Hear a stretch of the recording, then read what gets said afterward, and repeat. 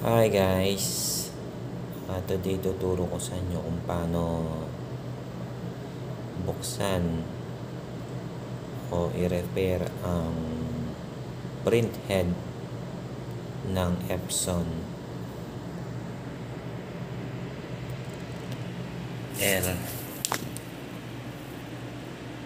L805. Epson L805.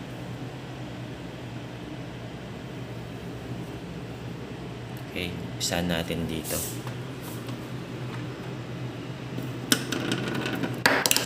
Okay. Sisikwatin lang natin dito ito para buksan. Okay, para matanggal.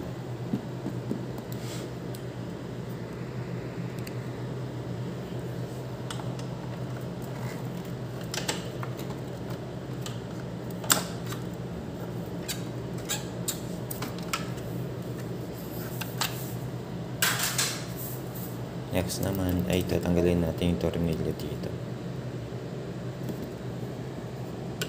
1, 2,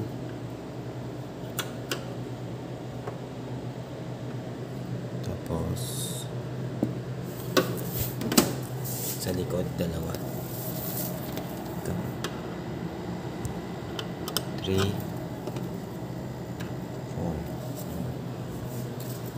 apat lahat. Let's go.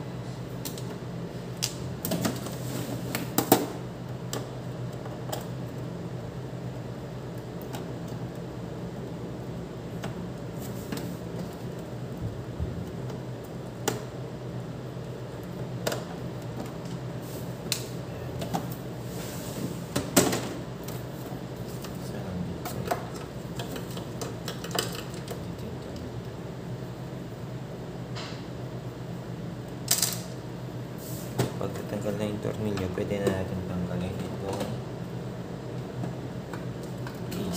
casing nito.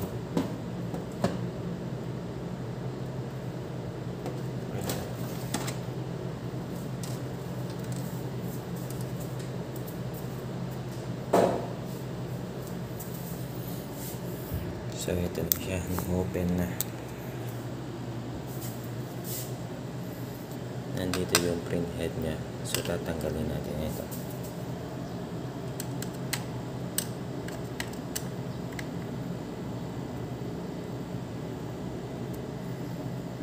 Bago pala natin tanggalin itong buong ito, kailangan ito ma-remove natin dito sa gitna. Kaya sasaksak natin sa power. Plug natin ang unit. Tapos i-on po natin. Pag na-on na yan, gagalaw yan. So, chichempuhan natin. Pag nag-gitna yung print head, bubunutin natin naman yung saksakan. Okay. Ready tayo.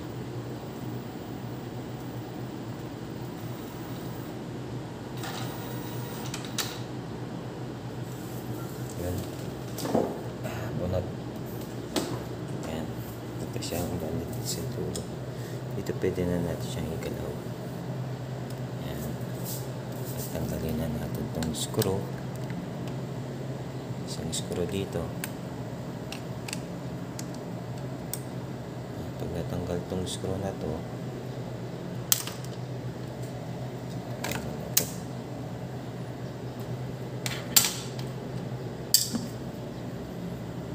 Tapos naman itong plastic na to. Hilain lang to papuntang ganyan. Matanggal.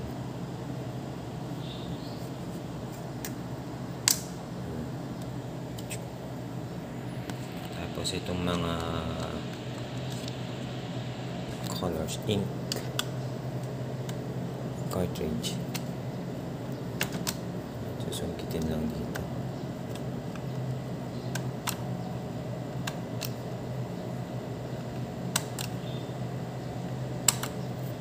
Pag nasungkit niya, lalabas na. Tanggalin natin ito.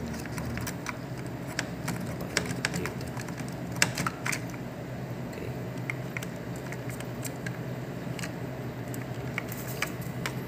Sa isa pwede yung tanggalin.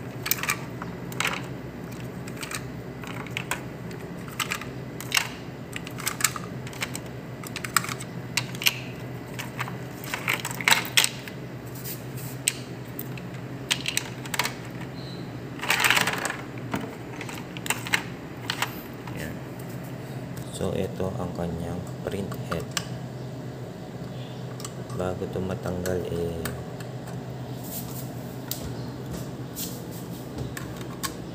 tatanggalin natin ito.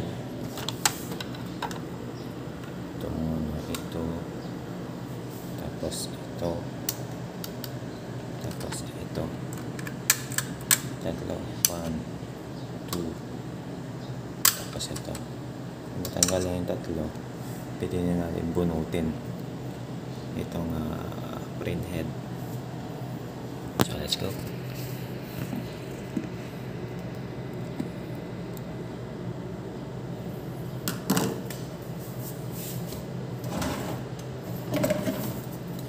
Ito palang gagamitin natin, tinidor.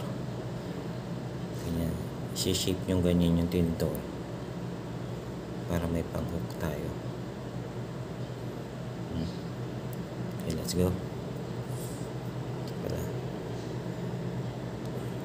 Panikit natin. Tapos ito naman, ganito siya tinatanggal. Susungkitin ito. Susungkit mo itong ganyan. Tapos mo ito pababa.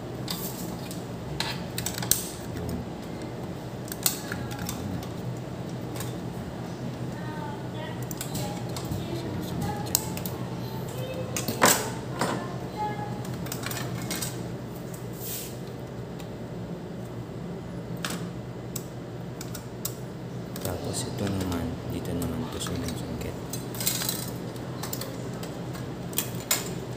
Angatin ito.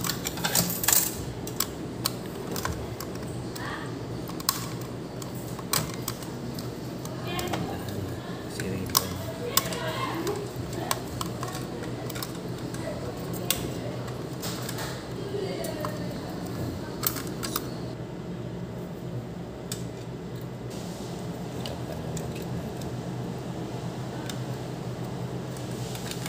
Sa side, dalawang side.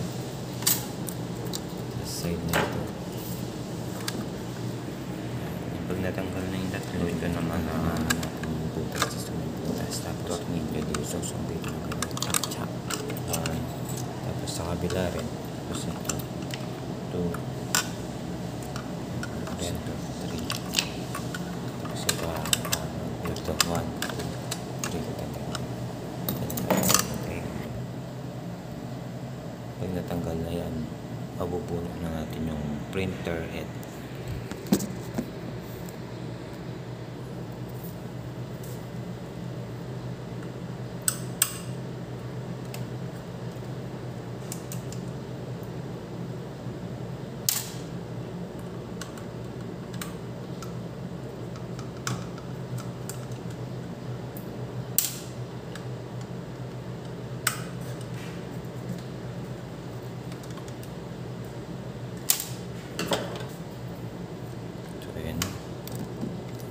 Bunutin na natin.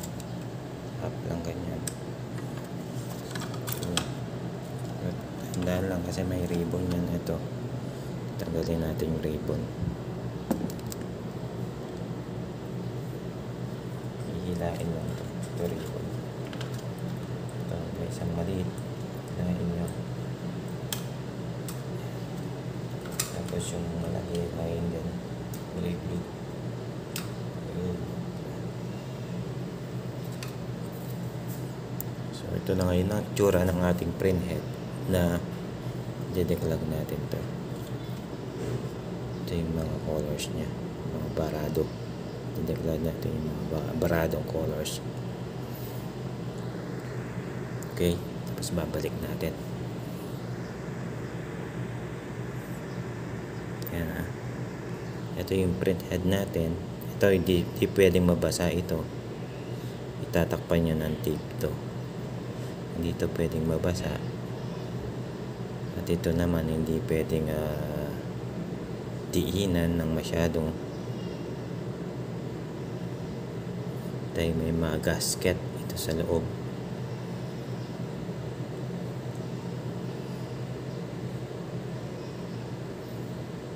Okay, pa-flash out natin to ng cleaner solution para matanggal yung bara. Or mas maigi na ibabad muna natin ito overnight.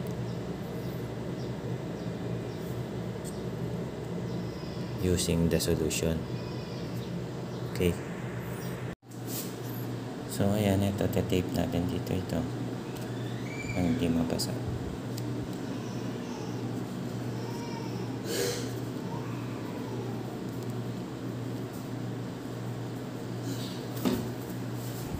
Pag na-tape na, ibabad natin sa may solution.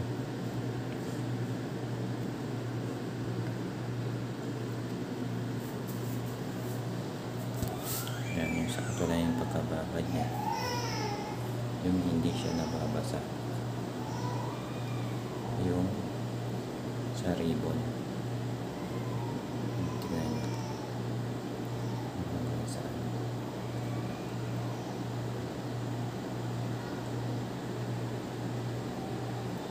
Kita nyo ba? Ayan. Yun. Pwede pa natin dagdagang konti.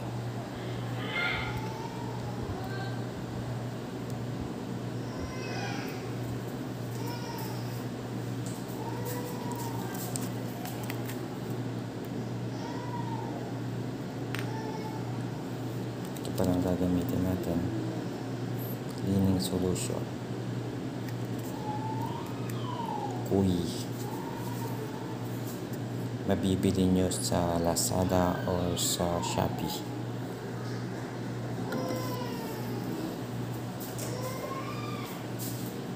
Tapos ito yung pang-flash out na syringe. Tutusok dito tapos ipa-flash out natin. Lalagyan natin na solution. Tapos itutusok natin dyan.